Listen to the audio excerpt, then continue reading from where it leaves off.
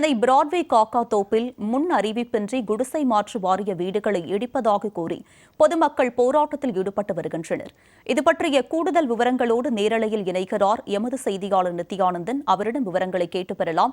நித்யானந்தன், சொல்லுங்க, தற்போது குடிசை மாற்று வாரிய வீடுகளை இடிப்பதாக சொல்லி பொதுமக்கள் போராட்டத்தில் ஈடுபட்டு வராங்க. அவங்களுடைய பிரதான கோரிக்கை என்னவாக இருக்கிறது? அவர்கள் இது குறித்து என்ன சொல்றாங்க?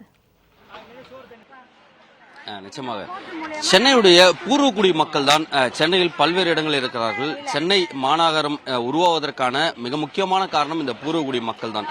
இந்த பூர்வக்குடி மக்களை, ஆங்காங்கே இருக்கக்கூடிய மக்களை அப்புறப்படுத்துவது, அவர்களுக்கான அந்த கட்டிடங்களை, வீடுகளை கட்டித் தருவதற்காக ஆங்காங்கே சில இடங்களில் அரசு கட்டிக் கொடுத்தாலும் அவர்களை 30 முதல் 40 கிலோமீட்டர் தொலைவில் இருக்கக்கூடிய அந்த கண்ணகி நகர், செம்மஞ்சேரி உள்ளிட்ட பகுதிகளுக்கு அனுப்பி வைத்துவிட்டு அடிப்படை வசதிகள் கூட இல்லாத ஒரு சூழலில் ஏற்கனவே மக்கள், அங்க இருக்கக்கூடிய மக்கள் அவதிப்படக்கூடிய சூழ்நிலையில் பிராட்வேக்கு அருகாமையில் இருக்கக்கூடிய இந்த காக்காத்தோப்பு பகுதியில் காலை முதலே அவர்களுடைய வீடுகள் இடிக்கப்படுகிறது. என்றால் சென்னை உயர்நீதிமன்றத்துடைய உத்தரவின் அடிப்படையில் வருகிற 17ஆம் தேதி வரை, அதாவது அடுத்த மாதம் 17ஆம் தேதி தனக்கான உரிமை இருக்கிறது, வீடுகளை இடிக்கக்கூடாது என்று சென்னை உயர்நீதிமன்றத்தில் நாங்கள் உத்தரவை பெற்றிருக்கிறோம். ஆனால் அந்த உத்தரவை மீறி தற்பொழுது குடிசை மாற்று வாரியம், அதே போன்று இங்கு இருக்கக்கூடிய வருவாய்த்துறை அதிகாரிகள், காவல்துறையுடைய பாதுகாப்போடு காலை முதலே இந்த வீடுகளை இடித்து வருவதாக தொடர்ச்சியாக இந்த பகுதி மக்கள் குற்றச்சாட்டுகளை வைத்திருக்கிறார். நம்முடைய ஒளிப்பதிவாளர் பத்மநாபன் காண்பிக்கக்கூடிய அந்த நேரடி காட்சிகளை பார்க்கிறோம். தொடர்ச்சியாக வாழ்ந்து வந்த வீடுகளை எல்லாம் காலை முதலே வீடுகளை இடித்து வருவதும், முன்னறிவிப்பு இல்லாமல் காலை முதலே வீடுகளை இடிப்பதன் காரணமாக எங்களுடைய வீடுகளில் இருக்கக்கூடிய பொருட்களை கூட எடுக்க முடியாமல் நாங்கள் அவதிப்படுகிறோம் என்று பொதுமக்களுடைய குற்றச்சாட்டும் இருக்கிறது. மறுபுறத்தில் வீடுகளில் இருந்த அந்த பொருட்களை உடனடியாக அப்புறப்படுத்திவிட்டு வெளியே எடுத்துவிட்டு அந்த வீடுகளை இடித்திருக்கக்கூடிய அந்த நேரடி காட்சிகளை தற்போது நாம் பார்க்கிறோம். ஒவ்வொரு வீடுகளிலும் அவர்கள் சிறுக சிறுக சேர்த்து வைத்த அந்த பொருட்களை எல்லாம் தூக்கி வீசி அதன் பிறகு அந்த வீடுகளை உடனடியாக இடிக்க வேண்டும் என்று இடித்திருக்கக்கூடிய அந்த காட்சிகளை பார்க்கிறோம். ஆனால் இந்த வீடுகளை இடிப்பதற்கு ஒரு முறை இருக்கிறது. அந்த முறையை பின்பற்றாமல் அவசர கதியில் அரசு எதற்காக தங்களுடைய வீடுகளை எல்லாம் இடிக்க வேண்டும்? தங்களுடைய வாழ்வாதாரம் பாதிக்கப்பட்டிருக்கிறது. 100 ஆண்டுகளாக, 3 தலைமுறைகளாக இந்த பகுதியில் தான் வாழ்ந்து வருகிறோம். எங்களை எல்லாம் அப்புறப்படுத்திவிட்டு என்ன செய்ய போகிறது அரசு இந்த இடத்தில் என்ற ஒரு கேள்வியை தான் இந்த பகுதிவாசிகள் வைக்கிறார்கள். இந்த பகுதியில் ஒரு பகுதி என்பது குடிசை மாற்று வாரியத்திற்கு சொந்தமான இடம். அவர்கள் அங்கு ஒரு குடிசை மாற்று வாரியத்துடைய கட்டிடங்கள் கட்டி மீண்டும் அந்த பகுதியில் இருக்கக்கூடிய ஒரு குறிப்பிட்ட ஒரு 90 வீடுகள் மட்டும் கட்டி அங்க இருக்கக்கூடிய மக்களுக்கு வீடுகளை கொடுப்பதாக டோக்கன்கள் வழங்கப்பட்டிருக்கிறது. ஆனால் மற்றவர்களுக்கு யாரும் வீடுகளுக்கான டோக்கன்கள் வழங்கப்படாமல் தற்பொழுது இந்த மக்கள் அமர்ந்திருக்கக்கூடிய அந்த காட்சிகளை நாம் பார்க்கக்கூடிய காட்சிகள், இந்த பகுதியில் இருக்கக்கூடிய வீடுகளையும் இடிப்பதற்காக ஏராளமான காவல்துறையினரை அழைத்து இந்த பகுதிக்கு வந்திருப்பதன் காரணமாக பொதுமக்கள் தங்களுடைய வீடுகளை இடிக்கக்கூடாது என்று காவலர்களுடன் வாக்குவாதம், அதே போன்று காலை முதலே வீடுகளுக்கு முன்பாக நின்று தங்களுடைய வீடுகளை இடிக்கக்கூடாது என்று கோஷம் என தொடர்ச்சியாக பிரகாசம் சாலையில் சாலை மறியல் என காலை முதலே இந்த காக்காத்தோப்பு பகுதி என்பது பரபரப்பாக காணப்பட்டு வருகிறது. இதற்கெல்லாம் மிக முக்கியமான காரணம் என்பது இந்த பகுதியில் இருக்கக்கூடிய மக்களை இங்கிருந்து அப்புறப்படுத்தக்கூடாது. 100 ஆண்டுகளுக்கு மேலாக 3 தலைமுறைகளாக நாங்கள் இங்கு வாழ்ந்து வருகிறோம். எங்களுக்கு இங்கே வீடுகள் வாழ்வதற்கான ஏற்பாடுகளை அரசு செய்ய வேண்டும் என்பதுதான் இந்த பகுதிவாசிகளோட மிக முக்கியமான கோரிக்கையா இருக்கு. உங்களுடைய முக்கியமான கோரிக்கை என்ன இருக்கு? ஏன் வீடுகள்ல இடிச்சிட்டு இருக்காங்க? சார், இப்ப வெறும் ஹவுசிங் போர்டு மட்டும் தான் இடிக்கிறதுக்கு ஆர்டர் முதல் வந்திருக்குது. 96 வீடு மட்டும் தான் இடிக்கிறதுக்கு ஆர்டர் வந்திருந்தது. அதுக்கப்புறம் குடிசை மாற்று மாதிரி அது மட்டும் தான். இப்ப கார்பரேஷனா வந்திருக்குது. அதனால சரி கார்பரேஷனா இடிச்சுட்டாங்க. அது பில்டிங் கொஞ்சம் டேமேஜ் ஆனதுனால இடிச்சுட்டாங்க. அதையும் ஓலை வீட்டுக்கு ஆர்டர் வரல. இப்ப இது 90ல நாங்க ஸ்டே இது வாங்கி இருக்கிறாங்க. 1936ல இருந்து இருக்கிறாங்க. சுதந்திரம் வாங்குறது இந்த இடத்துல வீடுங்க இருக்கிறாங்க, ஆளுங்க இருந்துட்டு அதுல இருந்து மண்ணு வரையும் கட்டின்னு இருக்காங்க. அதுக்கு அச்சாச்சு இது. இப்ப எங்களுக்கு நாங்க இதை நம்பிதான் 30 வருஷத்துக்கு மேல நீங்க இருந்தீங்கன்னாக்கா உங்களுக்கு வீடு பட்டா நாங்க தர இதை மென்ஷன் பண்ணிருக்காங்க. கீழே மென்ஷன் பண்ணிருக்காங்க. நாங்க இதை நம்பி வீடு நாங்க கட்டிட்டேன். போன தடவை எலெக்ஷன்ல வரப்ப நீங்க வீடுங்க கட்டுங்க, உங்களுக்கு நாங்க கேரண்டி இருக்கிறோம், உங்களுக்கு நாங்க பட்டா வாங்கி தரேன்னு எங்களுக்கு சொன்னாங்க. டிஎம்கே ஆளுங்க எங்களுக்கு சொன்னாங்க. அப்பெல்லாம் எங்களுக்கு இருந்துட்டு இன்னைக்கு எங்க வீடு ஒரு ஆர்டரே வராத ஒரு இடத்த நீங்க இடிக்கிறீங்களா? இது என்ன, எந்த வகையில இது நியாயம்? இது கேஸ் போட்டு வீடு 2 வீடு கேஸ் போட்டு 2 வீடையுமே ஜட்ஜ்மெண்ட் கொடுத்தா அப்ப ஜட்ஜுக்கு என்ன மரியாதை இருக்கு? அப்ப கவர்மெண்ட்டுக்கு என்ன மரியாதை இருக்கு? ஜட்ஜ்மெண்ட் குடுத்துருக்குது, இன்னும் எங்களுக்கு தீர்ப்பே இன்னும் வரல. 6 வாரம் டைம் கொடுத்துருக்காங்க. அந்த 6 வாரத்துக்குமே எந்த ஒரு பதிலும் எங்களுக்கு வரல. நேத்து கொஞ்சம் சாதுவா பேசிட்டு உடனே ஒரு 10 நிமிஷம் அட்டன் டைம் நீங்க காலி பண்ண, நாங்க போலீஸ் ஐட்டு வரோம், நாங்க அராஜகம் பண்ணுவேன். இவ்வளவு காலையில 7 மணிக்கெல்லாம் வந்தாங்க.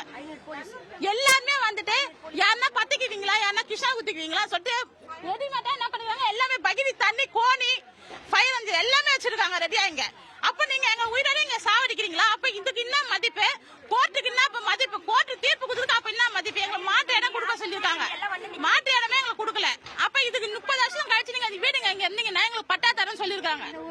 பட்டா இருக்குது. பட்டா இருக்கு, 3 பேருக்கு பட்டா கையில வச்சிருக்கீங்க என்ன? இது வந்து 34, 32 நாங்க வரி கட்டியிருக்கோம் சார். எங்க வீடு இருக்கிறதுக்கான வரி கட்டின பில்லு இது. நாங்க சுதந்திரம் வாங்குறதுக்கு முன்னாடியே இருக்கிறோம். அப்ப இந்த இடம் எங்களுக்கு தானே சார் சொந்தம்.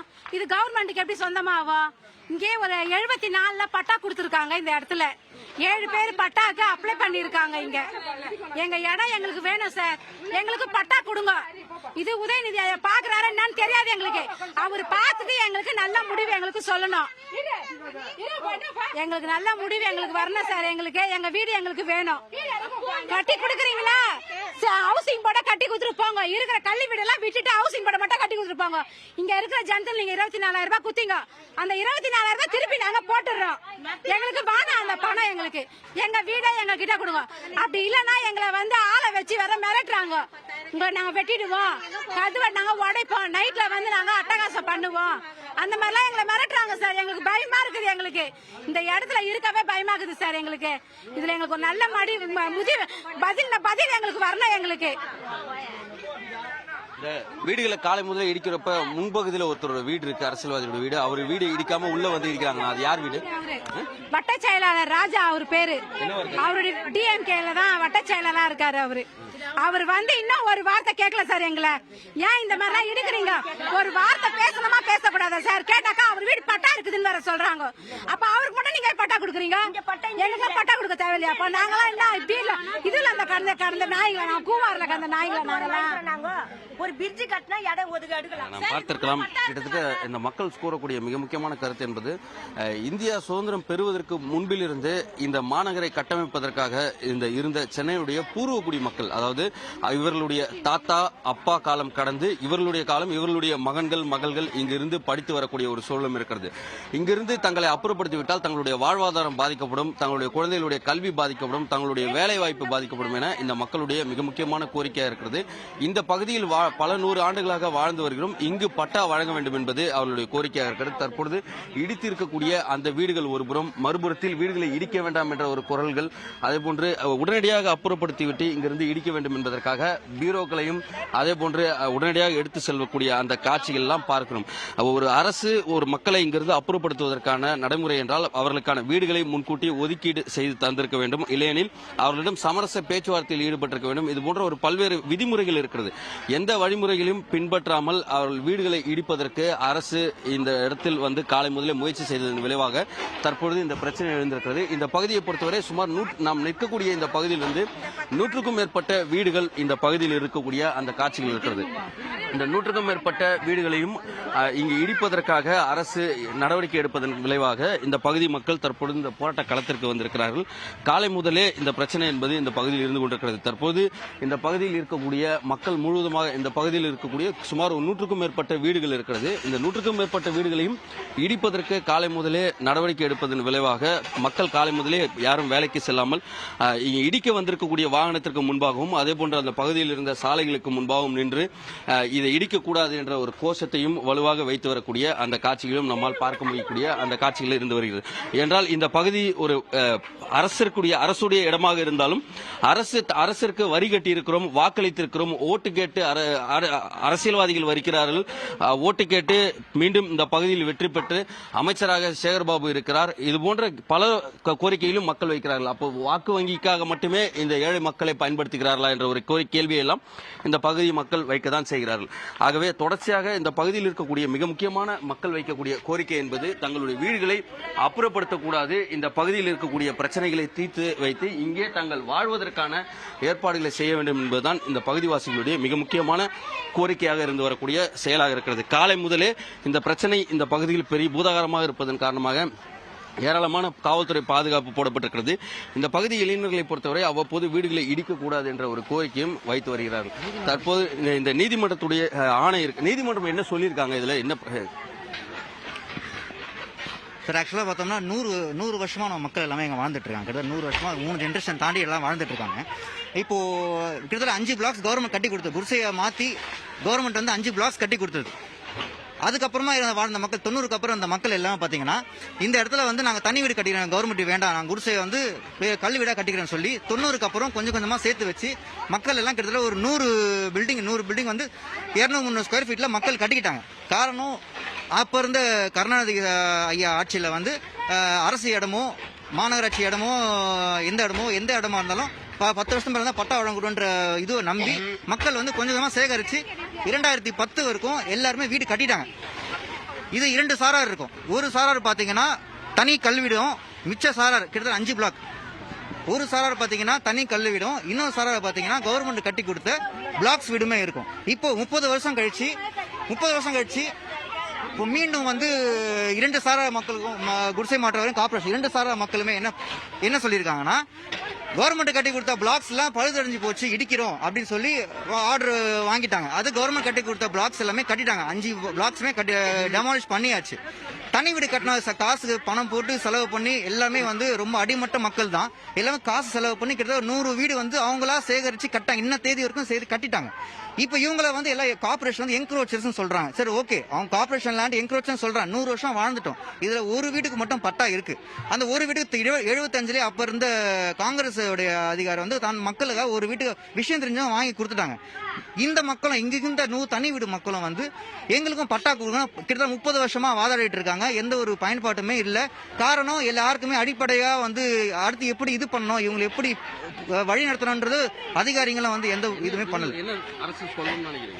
அரசு என்ன பண்ணிருக்கணும் நாங்க கேட்டதுன்னா, இப்ப 2023ல எல்லா வீடும் பழுதடைஞ்சு போச்சுன்னு சொல்லிட்டாங்க. சரி, கவர்மெண்ட் கட்டி கொடுத்த பிளாக்ஸ் தான் பழுதடைஞ்சு போச்சு, இடிச்சு மக்கள் தாராளமா வீட்டுக்கு இல்லாத வீட்டு கட்டி கொடுங்க. தானா சுயமா சம்பாரிச்சு கட்டி கொடுத்த வீட்டை வந்து இடிக்கணும் முற்பட்ட போதுதான் மக்கள் வந்து கிட்டத்தட்ட 27 பேர் நீதிமன்றம் வாசல தட்டுறாங்க. வீடுகளை இடிக்காம எங்களுக்கும் பட்டா கொடுங்க, நீதிமன்ற வாசலை அடைஞ்சோம். நான் பார்த்திருக்கக்கூடிய அந்த நேரடி காட்சிகளை பார்க்கிறோம். தற்போதும் அந்த வீடுகள் இடிக்கக்கூடிய அந்த காட்சிகளை தற்போது நம்முடைய ஒளிப்பதிவாளர் பத்மநாபன் காண்பிக்கக்கூடிய காட்சிகளை பார்க்கிறோம்.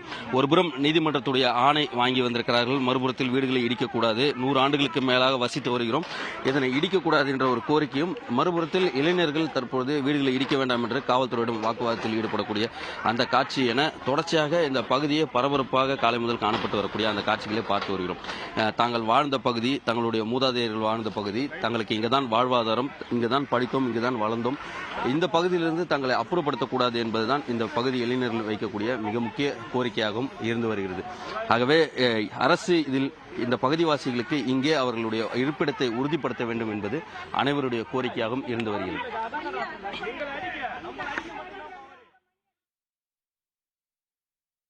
களத்தில் இருந்து விரிவான விவரங்களை பதிவு செய்தமைக்கு நன்றி நித்யானந்தன்.